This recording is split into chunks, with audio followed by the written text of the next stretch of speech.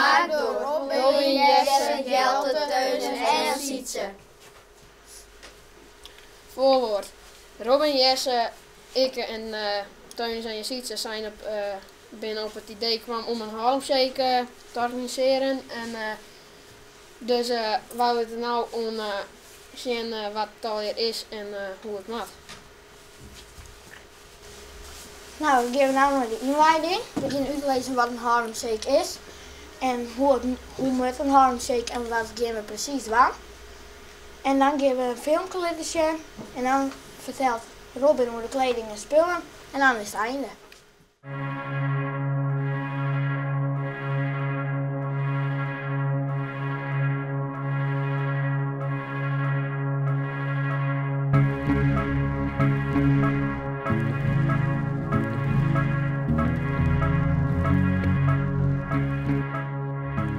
We zijn altijd met een groepje samen buiten en toen dachten we zo van, nou we kunnen wel even daarmee een Haarlemshake doen op mijn mobiel filmen. Maar dat was met veel te weinig, dus we dachten, laten we aan de directeur, meester John, vragen of we het misschien met de hele school kunnen doen.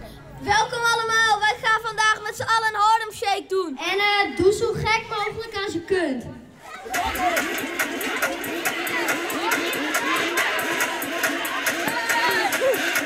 Muziekje, kom! Muziek!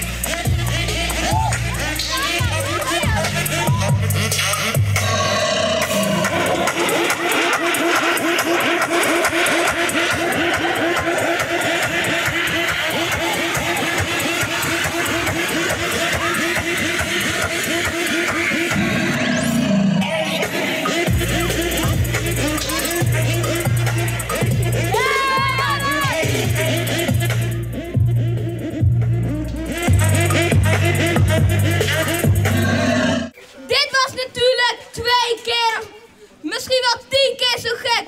En nu geef nu eens een nog groter applaus.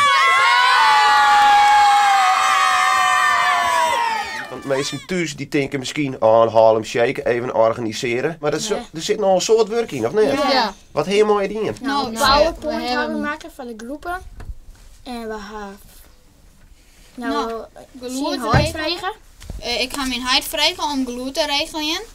Want wij hebben heel veel gloedsboxen en zo. En daarom hebben wij zo vol gloed. En het werkt heel goed.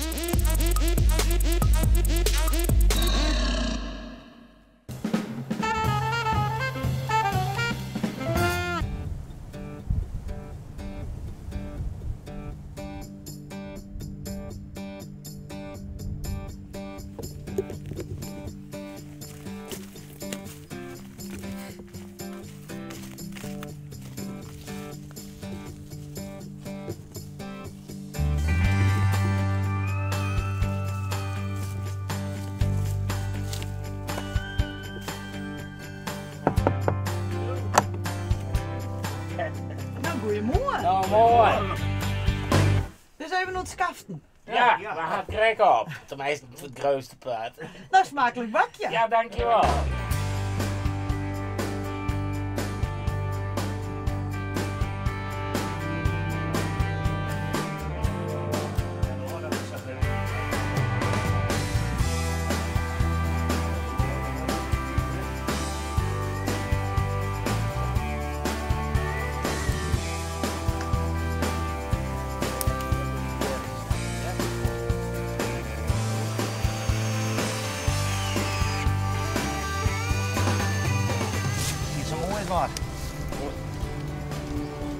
We hadden een Pjellen bijslogen, want die ben na een aantal jaren naar Frotsie die.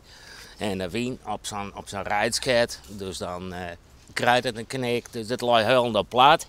Hoe oud is deze einde kooi? Nou, die is van 1200 jaar oud. Wat wie het doel vroeger van Einekooien? Nou, dat was uiteraard om eenden te vangen. En nou ja, die werden de nek omdraaid en verkocht voor consumptie. Nou ja, zo'n veeboer die hier winters het vee op stal. En dus hoorde er minder het veld in. Nou, dan koerde je nog wat bij verdienen. Maar de eindenvangst.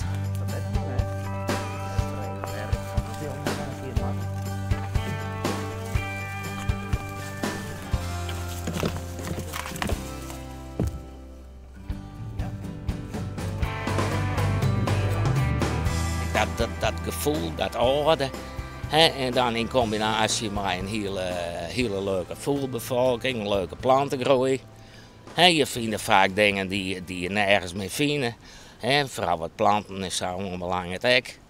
Nou, dan een keer paasboom. Vind je het je dan leuk om je wat om te twerken? Ja, uiteraard. Ik ben een zwalker, dus er best altijd wat in het veld. En dan zit wat achter de vogels en de planten aan en de beesten uiteraard. Nou ja, alles wat natuur is en alles wat leven is. Ben je een broers? Ja. Ja, dat zie ik wel. Ja. Dat zie je de meesten wel. Ja. Dus je struine je te jaren was vaker aan? Ja. Dan, nou ja, dan doen we eventueel wat onderhoud. En snoeiwerk dan en wat meer en dit en dat. Wat bijzonder als je als broers dezelfde hobby hebt.